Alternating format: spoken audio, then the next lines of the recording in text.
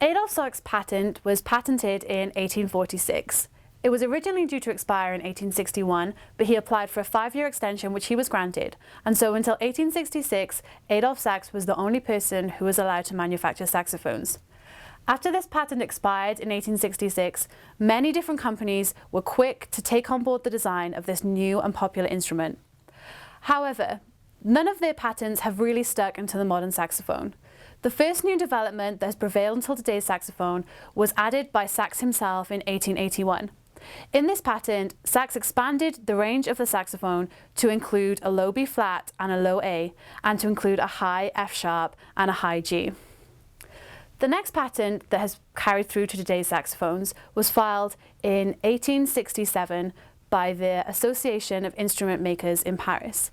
This patent added the F sharp and C trill keys that are used on today's saxophones. And these can be seen, the C trill key here and the F sharp trill key here.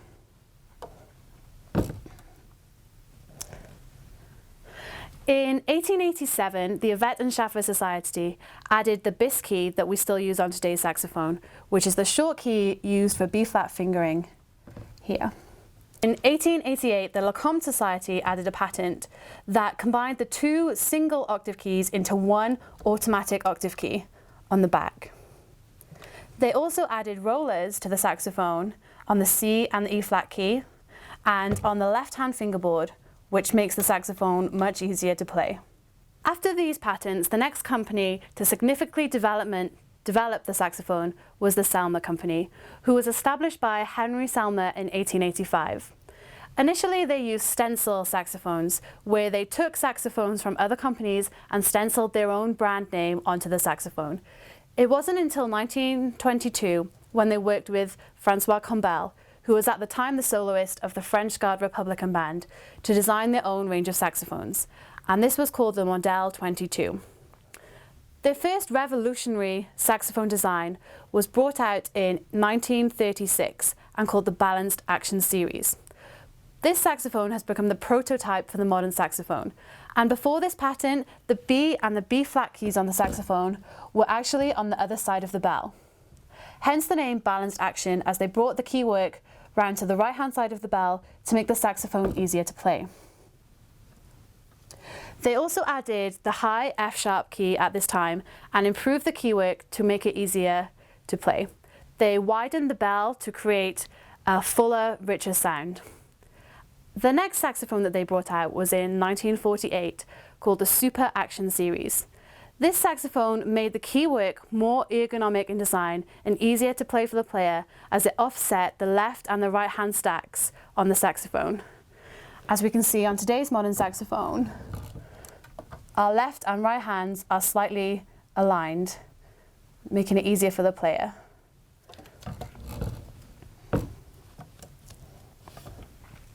In the 1950s, Selmer began to work with the, at the time, professor of the Paris Conservatory, Marcel Mule, to design their pinnacle saxophone design, the Mark VI. This saxophone is popular in both jazz and classical styles and was very revolutionary at the time for its ease of playing and intonation. They managed to make the sound of the saxophone more refined by altering the neck dimensions and the bore dimensions. So in 1952, Selmer brought out their first baritone saxophone with a low A key. The tone hole for the key is here, and the key is pressed underneath the octave key on the back. This design is used on all professional baritone saxophone models today. Selmer continued releasing new saxophones. The next revolutionary design came out in 1995 with their Series 3 range. Particularly the soprano saxophone in this range has taken on to be used today, as for the first time the saxophone was available with an interchangeable neck joint. Usually before this design, the soprano saxophone had the straight neck.